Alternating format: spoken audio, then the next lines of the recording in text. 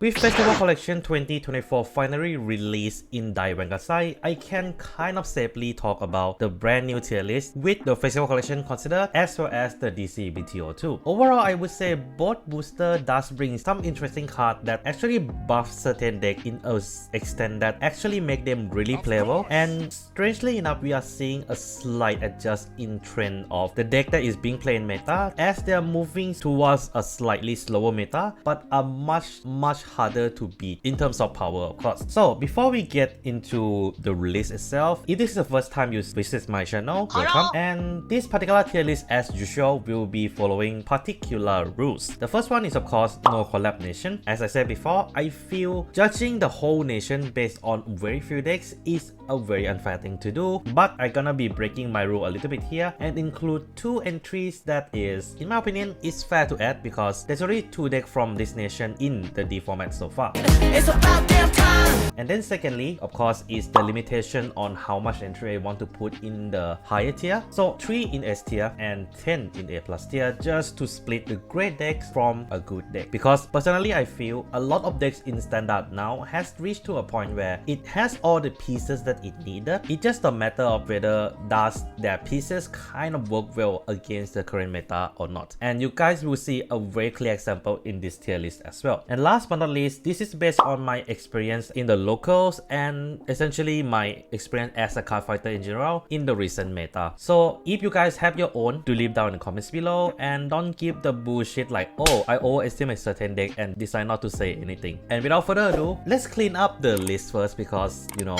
we need to prep properly for our brand new entry and of course the deck that did get its own support. So let's start clean up from the top first with S tier. With the only deck I'm gonna be bringing it down is Luwad. With the recent ban list that was implemented in Japan, Luwad definitely has seemed to be the more affected one because of the loss of Serugaon, making Luwad early game still playable, but it is not as effective as you running Serugaon. Of course, you still have your order engine, you still have all your extremely busted Kita support, but it is definitely a lot harder to play compared to when it is just Serugaon. I'll be adjusting position of Luwad later on, but if you ask me where he is positioned right now, I would say like a mid of A plus tier because of the fact that as long as Luwad can stall into the late game, it is gonna be in Luwad's favor. And of course, Shiranui doesn't really change the playstyle that much. The reason behind the restriction is more for preventing Shiranui from getting overwhelming advantage instead of just completely kill the deck. And the deck is still highly playable as we have seen with the variation like Order Nui, and of course some of the new support that's coming in the Festival Collection is actually disgustingly playable in Shiranui as well. Moving on into A plus tier, and this is a painful one because there is a lot of deck that I feel I definitely has overestimated,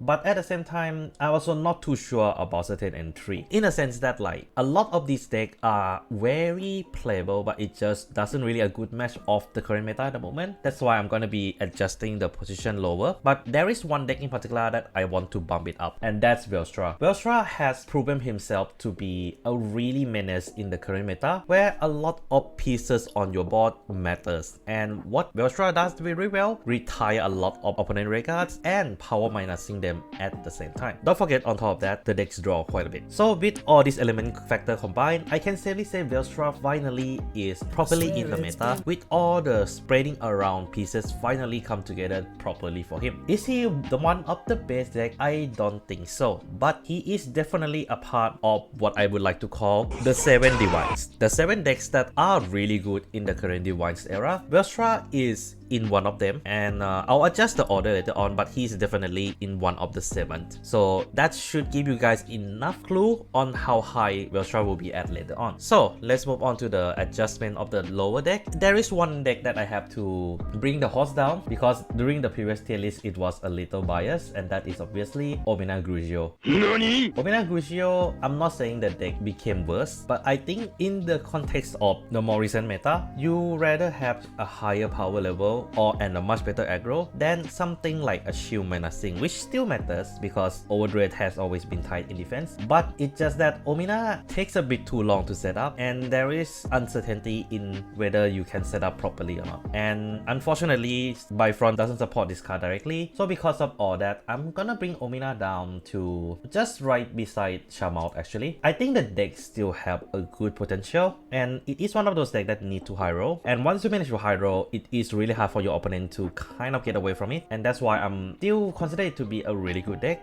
but it definitely feels like a mismatch against the current meta, especially a lot of decks in the higher tier are very control based. Then we have Chaos. Okay, Chaos in all fairness, I still think deserve to be in A+ tier, especially one of the teams in Daiwan Gasai managed to top with one of the player playing Chaos. So I would say I'm gonna bring Chaos down a little bit to like lower A+, which is where he's at right now, but I don't think he's weak. I already make a whole video talking about how good Chaos is, but TLDR, the deck has easily one of the biggest clap you can pull off on turn 4 onwards. And the only reason why I'm not putting it any higher is because of the slight inconsistency that the deck do has, but at the same time, the fact that the meta kind of slowed down a little, at least in general, kind of shows that Chaos does have a place in A+ tier, just not in the Divine 7 team that I mentioned earlier. The one that I feel should be going down though is definitely Bastion and Yusberg. I'll put them in still at the top of A tier with Yusberg leading it, but it kind of just boils down to the fact that a lot of support in Akita in the recent support doesn't really help both of them in any way whatsoever, with the exception of the discard grade 1 from the festival collection.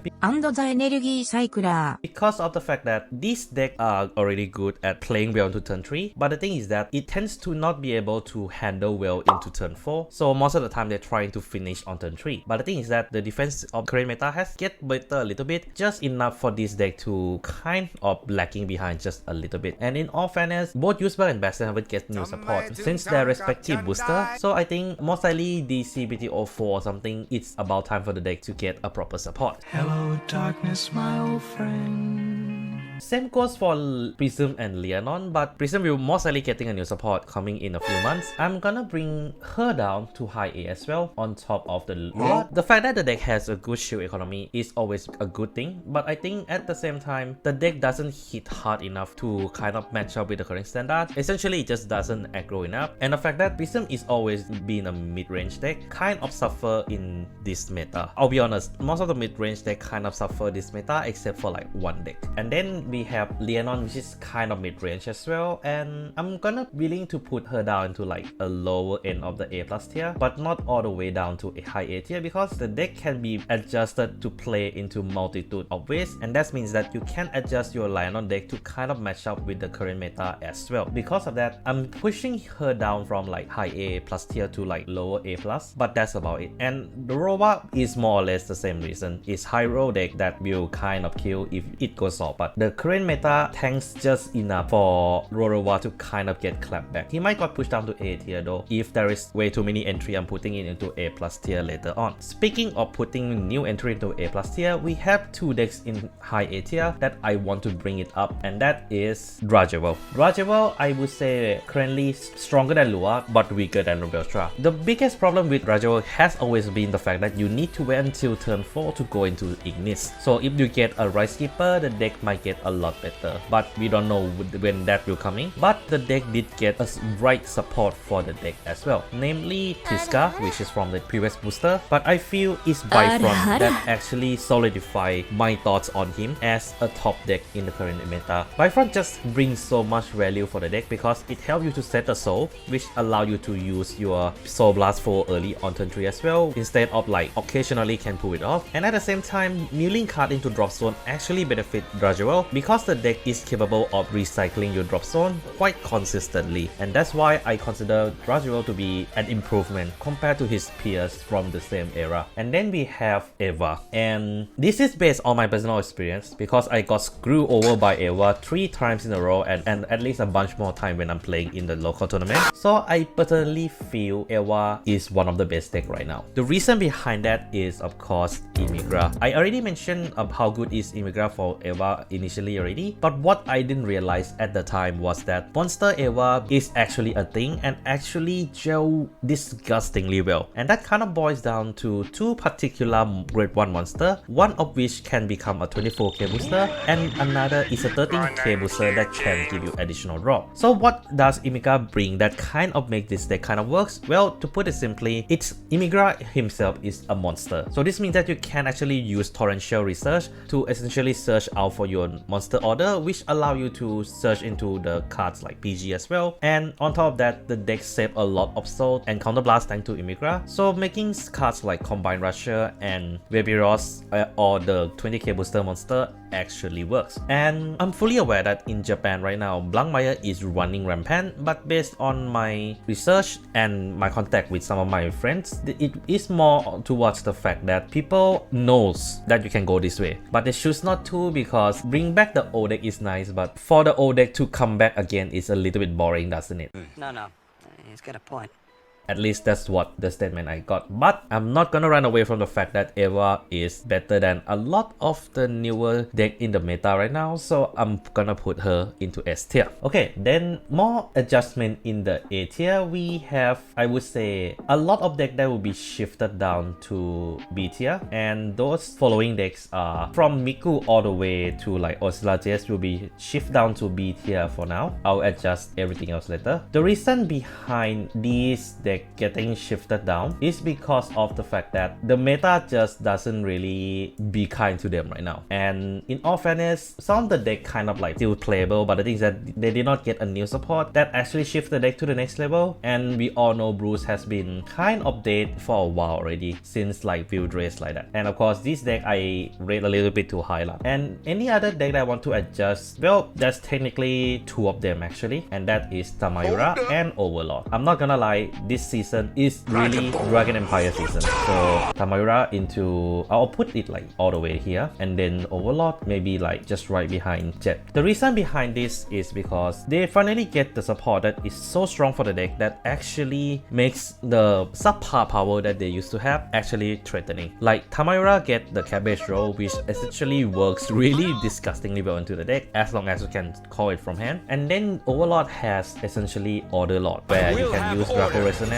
and Latifa engine in the deck now. So the power of Overlord is quite solid on turn 3 and actually disgusting going into turn 4 onwards. But other than that, I don't see any huge change I want to make to A tier. I know that like there are decks that should deserve a little bit of bump, like maybe PBO, but I haven't really have enough data to really justify the deck properly. Same goes for Chronojet as well. And then move on to B tier. We have a few decks that I kind of want to bring it down to C tier, just purely because the power level of these decks are just way too low for it to actually be enjoyable. And fortunately enough, there is only 1 and 3 that I feel should be shifted down, and the rest is just a little bit finagling around in the same rank. The deck that I'm talking about is Fafnir. Emotional damage. Fafnir problem, in my opinion, is the fact that it can be damage denied, on top of the fact that it doesn't really hit as hard, especially compared to one other deck that also can get damage denied that just got released in DCBTO2. I would say the quality of Fafnir definitely dropped, and I think it needs a little bit more of intervention to make the deck actually shine. And then we have also, in my opinion, the deck that should kind of adjust in power a little bit, and that is Triumph Dragon. Bro, what are you talking about, man? Triumph Dragon is an interesting case because initially he just like a very nicely balanced the quick start deck right line right, but I feel like over time all the card that he has been getting kind of fits in the right place for him compared to the other. So because of that, I'm gonna put Triumph into the same level as Christianos and a little bit higher, because I feel now Triumph actually is quite scary because of that consistent crit pressure that he can pull, and now he can kind of pull those crit pressure a little bit more consistently thanks to the brand new support that does allow you to cycle back the Triumph Dragon back consistently. I know other quick start deck did get the same thing, but it doesn't really bring the deck to the next level as much as Triumph Dragon does. And other than that, I think that is pretty much it from the rank adjustment. Some of these decks I don't want to touch it at the moment because they will be getting a brand new support very soon, so I rather touch on those decks when it finally gets a support that it needed. And yeah, now that we have kind of cleaned up the tier a little bit, time to move on to the next part of the tier list, and that is the orientation of the new decks. Sort of, because we have to reintroduce certain decks back into the list first, and that is the Brand Dream Nation. I already mentioned earlier that I don't really want to put the Collab Nation in, but I feel this time feels right because there's only 2 of them at the moment, so if I want to add more later on, it would be fine. So yeah, okay, so where I want to put the Maiko at all? Well, I think I have to drop Rorowa down 1 rank after all, because that is where Maiko is gonna be at. Maiko has seen less play because of the fact that a lot of decks can kind of answer to her deck a little bit better, but at the same time there are also decks in the high tier that has a really poor early game defense, and Maiko can take advantage of it. It's just that it cannot take advantage as much, but I do still think it is a very good budget option you can bring into your tournament if you are a little bit tight on cash, because it is very easy to build the deck. I don't know how expensive it will be for the Western people, but it shouldn't be too crazy unless there are some fucker decided to scalp the hell out of those cards.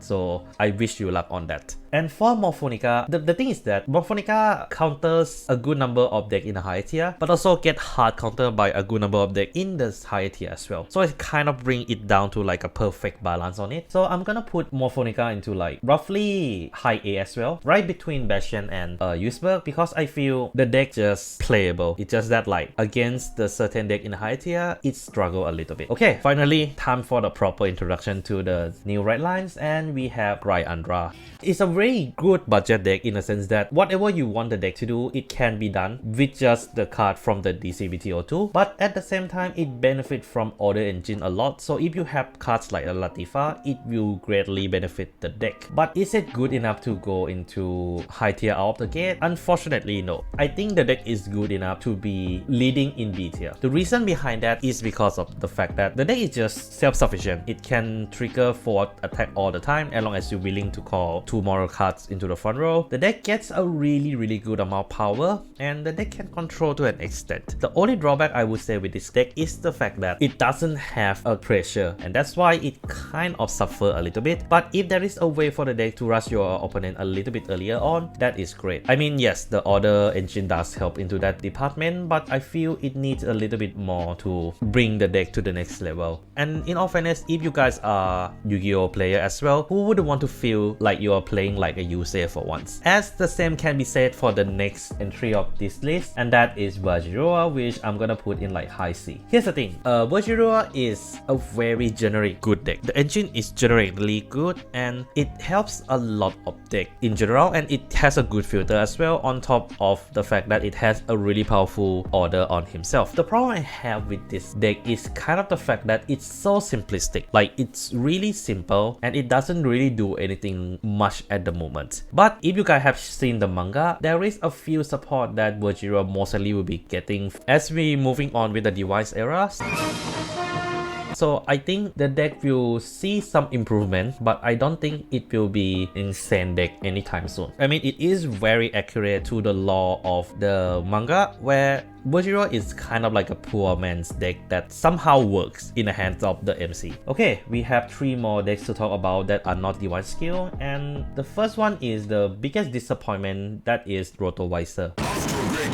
And Rotovizer, I'm gonna put him at like behind Astrum first, because I feel both decks kind of suffer from similar issue, and that is the requirement of counterblast and the fact that the counter charge can be a little bit situational. I already complained about all the big issue that Rotovizer have in a video already. You guys can check that out. But just to keep a quick TLDR, the deck can get damage denied, the deck can get counterblast denied, and just like Gryandra, it does have quite a weak early game. Even weaker than Gryandra, which thanks to the Order Engine can kind of play into early game just a little bit better than Rotovizer. But Rotovizer at the same time also is 1 to 2 support away from being busted as well. In my honest opinion, the deck just need a way to self-damage and, you know, get more counter charge. That should be enough for the deck already. So I'm not gonna talk too much. C tier is where I want to put him at, and I think it feels right. Moving on to another deck that is not that good out of the box, we have Frame Grab. I already covered the whole Frame Grab on the video already, but I would say the TLDR is that the deck power is dynamically changed all the time thanks to the amount of damage both of the players at, and at the same time, yes, you can kind of use the original right line to get an early rush on it, but at the same time, I feel it is a little bit risky as well because the only good card in the deck right now is Lascaria. Like with our Lascaria, this deck just doesn't function at all. So maybe something that allow you to revive a Regard back and also a Frame Grab Regard sounds like a right support for the deck. But we don't know what they're gonna have in store for any Really Call deck at all because they decided to make a standalone Really Call booster again. So let's see how those decks get support later on. But until then, I think Rosia feels right towards a higher end of B tier, but from the middle, so like above Pacifica. That's how I feel the position of the deck is at. And before anything, I'm just gonna adjust a few more decks that I feel is a little bit too high here. So yeah,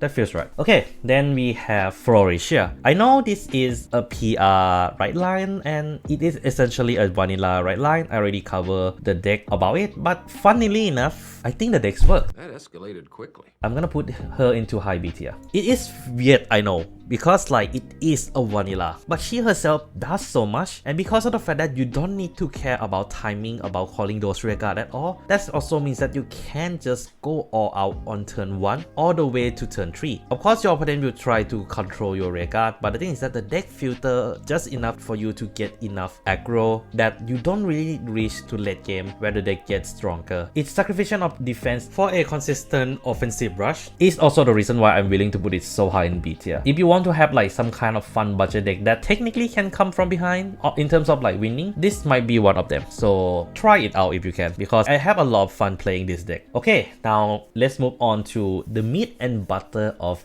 this particular video, the new Divine Skill decks. And we're starting off with, in my opinion, one of my favorite boss unit design in a long while. Like, I like my Omina, I like my Daifu dolls, but when there is a right line that is from Dark State and drawn by one of my favorite illustrators of all time, Isekai Sensei, I have to gush a little bit. Shut up, simp. Blankmeyer is a part of Divine's 7. I would consider him right smack at the middle actually, because the deck has just enough firepower and capability to finish your opponent in the best way possible through his Divine Skill, of course. But the problem I would say that kind of hold Blankmeyer back from me putting him in S tier is the fact that yes, he kind of scroll through your deck quickly, enough for you to get all the pieces quickly, and also the deck draws quite a lot. Countering Blankmeyer is not a hard thing to do. Say what?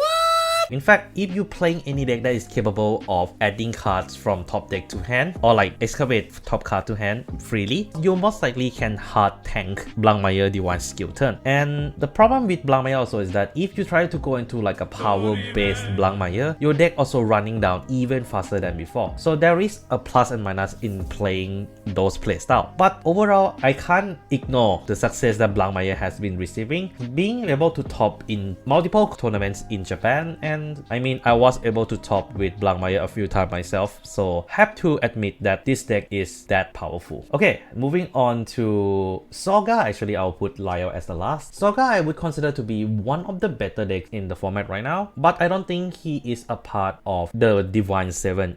Are you fucking dumb?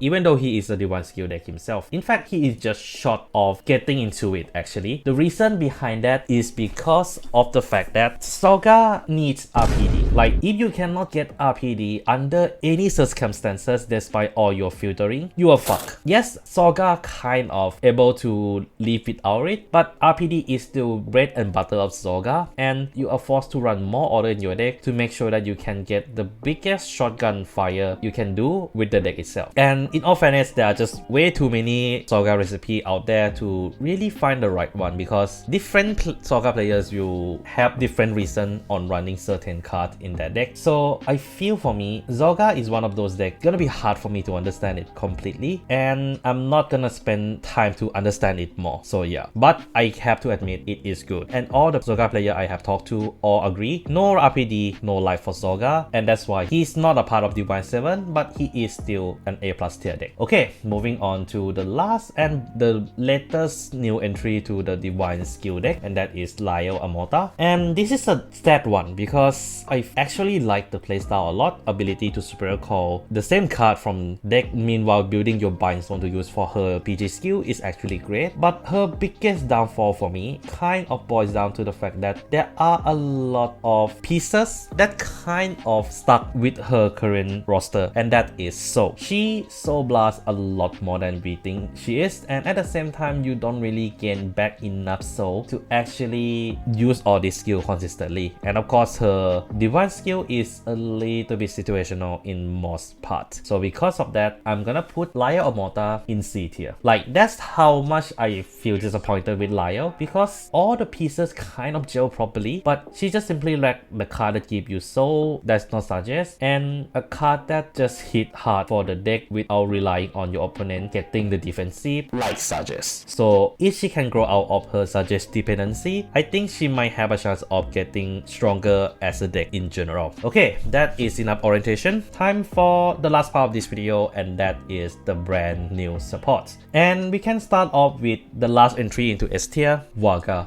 Hold up.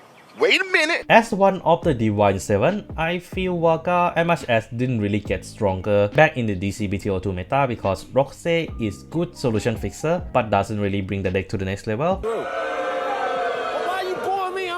The deck got Fort Revoltist. The reason why Fort Revoltist worked disgustingly with Wagga is because of Shura. You see, Fort Revoltist can only be activate his skill when called from hand. And we all know what Shura do. Give a skill to one of the rare card that when it is retired, it can be returned to hand. So this means that you can recycle Fort Revoltist over and over and over again. Synergy. And you know, we have a perfect card that can recycle in Wagga, Shenri. Yes, it is more on a more expensive side, but let's be real, Fort Revoltist right now is very expensive, so I'm not surprised that it works with a very expensive card. So yeah, essentially, Wagga just essentially get revived during the Festival Collection properly. What did not get revived though is definitely Eugene and Gandiva. I mean, they did get one singular support in the form of Durkham, but Durkham is such a hard to use card. The problem with that card kind of just boils down to the fact that your opponent has to have an empty field or unretirable field to actually trigger Durkham effect. And so it's not exactly something that both of these decks have a plenty of, because Eugene rather use Soul for something else, and so does Gandiva. So because of that clash in resource issue, it kind of make Durkham a little bit of a joke. So because of that, Eugene did not get a position change in the ranking because it has always been kind of a shit deck ever since the start of the D format. But Gandiva, I'm gonna spank him a little bit and bring him down to like behind Alden. The thing about Gandiva I just feel is that like they don't really want to over buff Gandiva, because let's be real, the moment they remove the Saguna limitation from this deck, the deck will just immediately jump back to high tier. It's just that busted. They really fuck up with the card design of Gandiva, and I think it is safe to say that I'd rather wait for a little bit more, at least until late of this year, before Bushiroad decided to unrestrict Staguna and Gandiva restriction.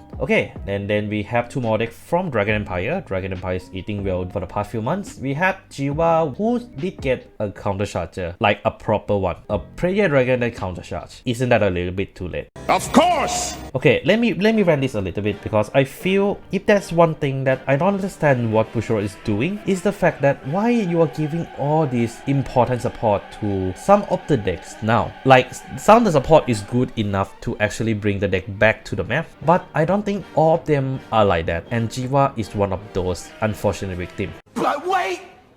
There's more! Counter Charge Prayer Dragon should have come way earlier, but I got a feeling it's because they want to include add back the crossover dress card effect onto the card as well. So they took really long time to give Jiwa this Prayer Dragon. And in my honest opinion, if energy is something that hold you back from giving this deck a good support, then introduce energy system back in the Wildress era would have been a good thing to begin with. So you can really focus on just Divine skill in the Divine era, and you can just like we play around with the energy system in the Wildress era before refine it properly in the Divines era. That's just my 2 cents on it. But for now, I'm gonna put Jiwa in... I'll put Jiwa behind Omina lah. Like, the deck is still good.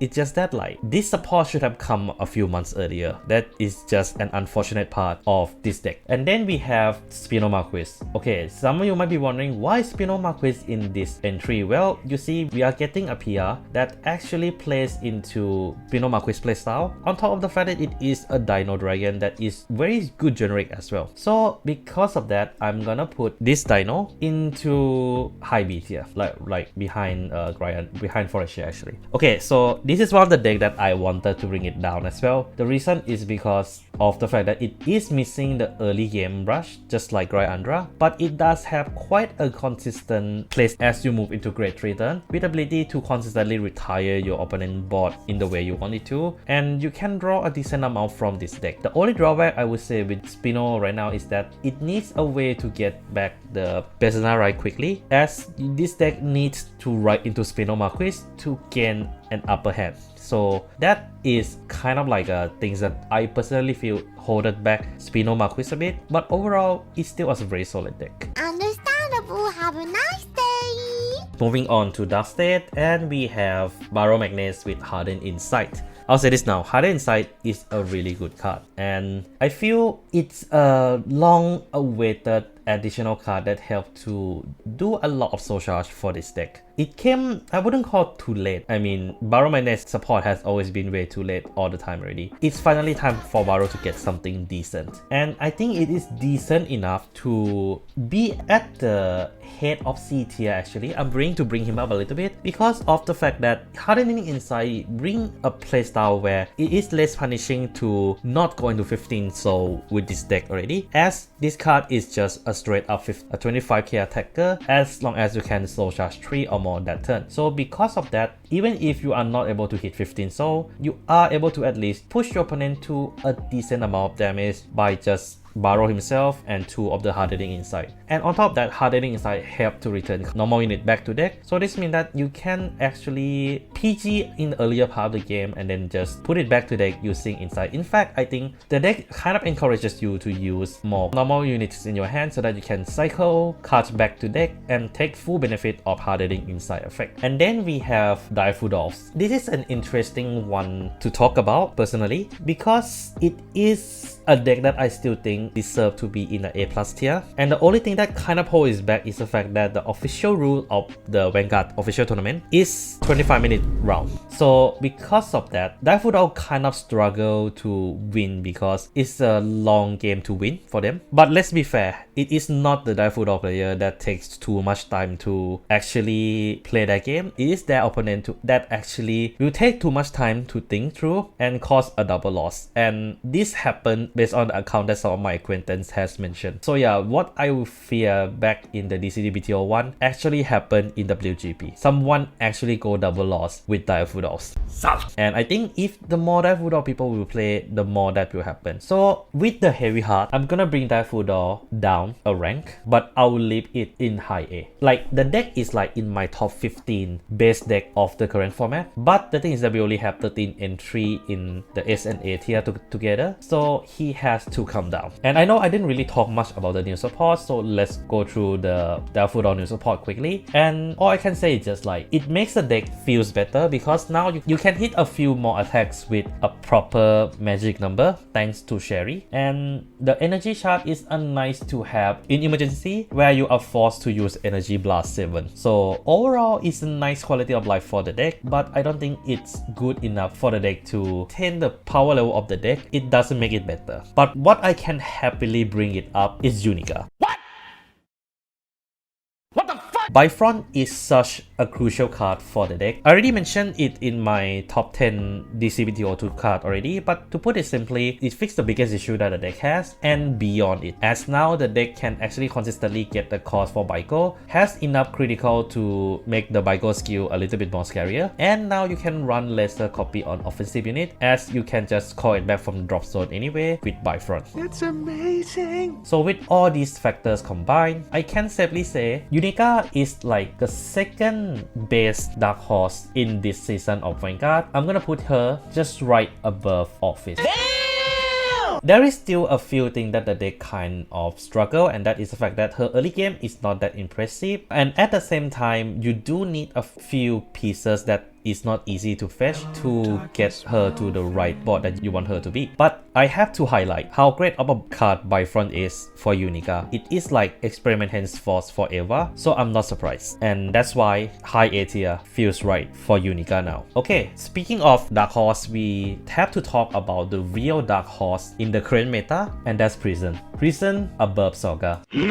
Some people might say, hey, isn't this a little bit too high? But that is how strong the support Prison get with Citron. You see, Citron fixes generally 3 issues that the deck actually has. The first one is of course the hand size. The card helps you to prison on top of drawing if you manage to imprison with Citron. And secondly, it helps in the offense of the deck, as now you have a 20k attacker on turn 3, and in the later part of the game, a 20k unit that can restand on top of all the power boosts you can get from Pure Light and the critical as well. So it became a really disgusting card. Genuinely disgusting. And last but not least, it gives Prison a way to imprison more cards a lot more easier. Yes, we have Aquas already, but it is far from enough. So now we have more of those, and Prison, I can safely say, is a scary entry to play against for many of the decks, even the Divine 7 that I have talked about. Like, as long as Prison can go first, it is significantly harder for every other player to play against it. So yeah, Prison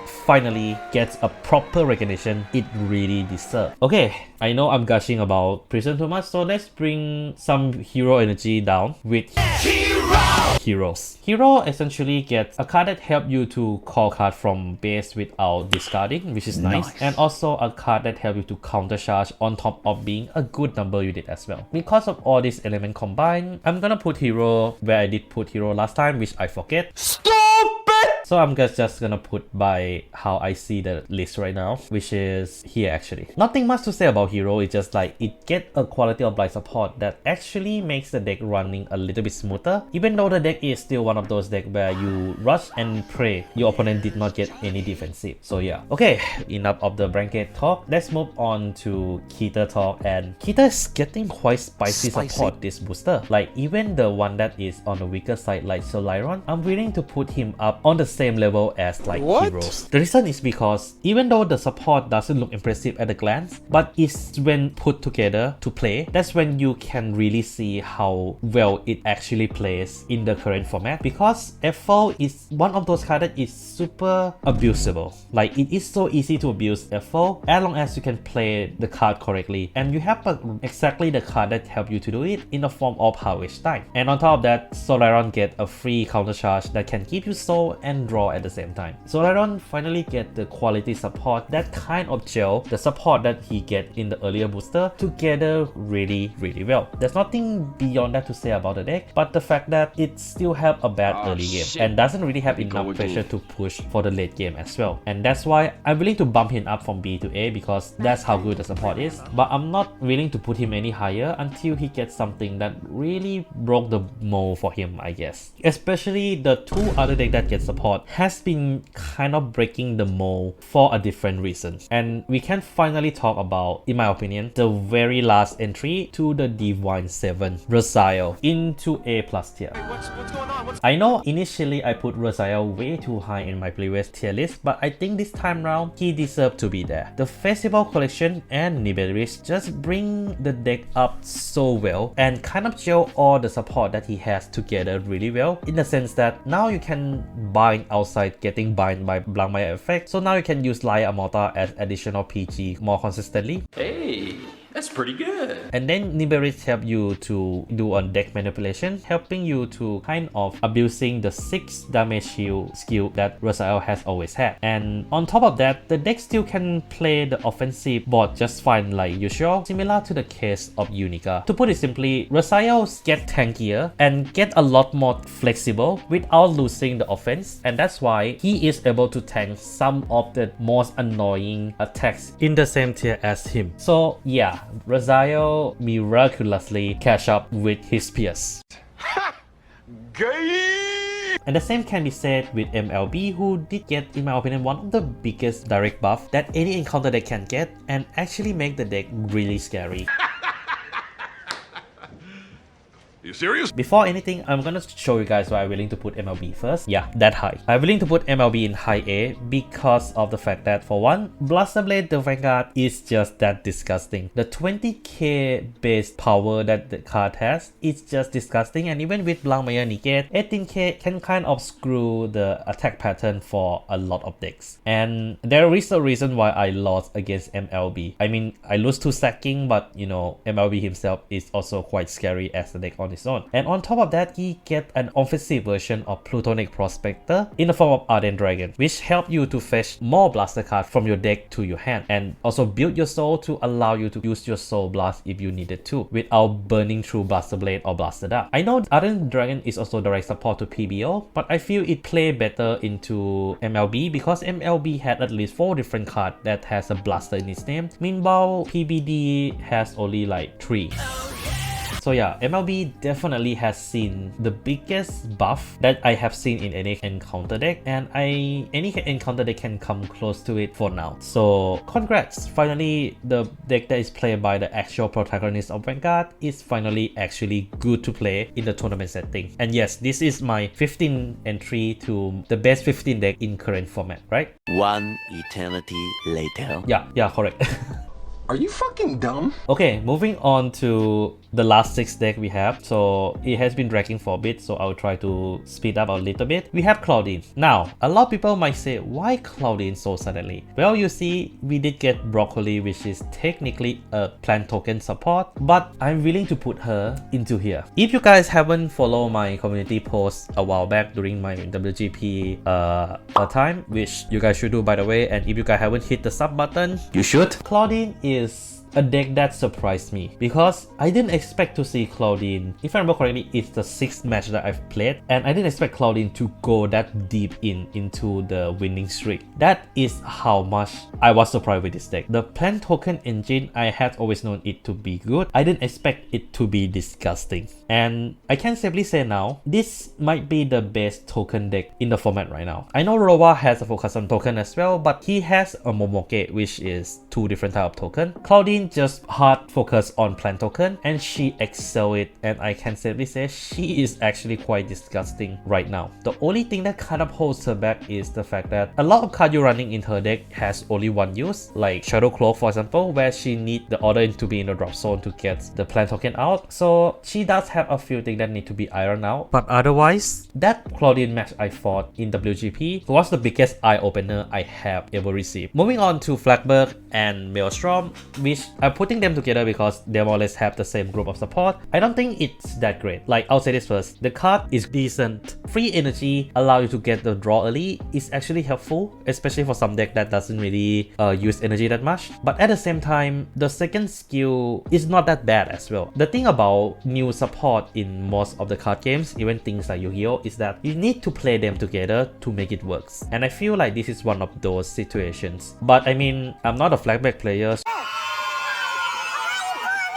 so do leave down the comments below on what you guys think it is. But for now, I'm gonna leave both Flagberg and Maelstrom above Lutetia, with Flagberg, no, actually above Pacifica, with Flagberg obviously being higher. It just boils down to the fact that the deck gets shut down so easily, and the deck cannot handle the higher tier deck in general. So all I can say is maybe it's a time for Flagberg to get a new form, especially you have a Flagberg Searcher as well. Okay, moving on to the last deck of Stoicheia that we're talking about today, and we have Lascaria. Lascaria, in my opinion, get a really good support. Like, you have a booster that can get to 20k, which is a grade 2 that can call back cards from your drop zone, and you have a grade 1 that essentially help you to return Blitz Order from your drop zone back to hand, and multiple of them at the same time, fixing the biggest issue I have with Lascaria, and that is the fact that once you burn through all of your Blitz Order, you can't really fetch all of them back consistently, and now you can. So because of all that element has been fixed, the deck is quite strong actually. The deck has a very good power pressure from the Vanguard, and you can run the Nectar order to buff Erafus to essentially have 3 attack with additional crit. So together, I would say Lascaria has kind of get all the support that it needed very early on. And because of that, I think it feels right to put Lascaria above Minerva. Yeah, I'm willing to put her that high. Her tank capability is a lot better now. With the only drawback with her deck now is that her soul is a little bit peaceful at the moment because of the new grade 2. So if she get a way to fix her soul in the future, I think she most likely will be a very solid budget deck, because most of the card you run in this deck is really budget. No. He's got a point. Last but not least, really cool, Monasterio. We have Chris Rain, and I'll get Chris Rain out of the way first, B tier. I initially thought the Highlander aspect of it wasn't really that painful for the deck, but it kind of is. And the deck kind of struggle a lot against multiple entry decks in the higher tier, or even in the A tier. But I think the biggest is that Franchette, in my opinion, feels more like a generic support than a specific support. And that's why I'm bumping Chris Rain all the way down to B, which some people might feel a little unfair, but this is just more like a way for me to kind of force a message that, okay, Chris Rain needs a bit more help. Like, Franchette is not enough for the deck right now. And if there's anything that I feel the deck can use, maybe something along the line of a way for the deck to play a little bit more multi-attack on non-divine turns, that would be great as well. So I'll say this again, I'm putting her down to make a point. Okay, and last but not least, we have the Dragon Girl herself, Kyoga. Kyoga was another eye-opener for me, because when I was playtested it, I didn't expect it to be this good. But in all fairness, the support that she received since then are also really good. The new magazine card is great. The new grade 1 RRR is actually more useful than you think it is, because it helped you to cycle back my magazine card on top of cards like Kyoga herself. And also being treated as magazine card also means that you have a little bit more leeway to superior call card with Kyoga effects. And then she got like magazine searcher on top of a card that can build her soul and give her free draw and buff Archer. I mean, the deck is, in my opinion, really solid right now. The only drawback is that the deck can only get off from turn 3 onwards. So I think the deck needs a bit more pressure. And because of that, I'm putting Kyoga into middle of A tier. And hold it! Before we end the list properly, I just remember there is one deck that I have to adjust, and I think I might have to lose one of the entry in A+ tier down, and that's Fennel. And I'm bringing down Kyoga. Lionon. Okay, I have to put Fennel here because of its success in WGP. In case you don't know, Fennel was one of the top decks in Singapore WGP, and if I remember correctly, it has been top in a few more tournaments afterward as well. At least the local one, that is. Fennel already gets better with the 54 card format, and with the Energy Cycler, it makes her draw power even better. Also, she is the reason why I'm putting Chris Rain down to B tier. Because I feel like Franchette works best in Fennel for some reason. And that can't just boil down to the fact that Franchette is kind of like a last piece puzzle that Fennel actually need, because Franchette helps to bounce card back, allowing you to recycle back Crispina, which allow you to cycle back the order. And at the same time, you don't need to be too worried about the low power that Franchette has, because you can just give a lot of power using Fennel skill anyway. And that's why I have to make that last minute adjustment. Interesting. And that's the tier list of DCBTO2 and Festival Collection 2024. I think I did manage to put a lot of deck entry down, and I apologize if I chose not to adjust many of the entries, but that is because I didn't have enough data to kind of judge them properly. So do leave down in the comments below whether if there is any entry I should adjust at all. I mean, of course, like the Really Call and the deck that getting support in the next booster is gonna be the main subject in the next tier list, but I'm really curious how you guys feel about the DCBTO2 meta together with the Festival Collection meta. That's all I have for today. Take care of yourself, and this is Mac Megane signing out.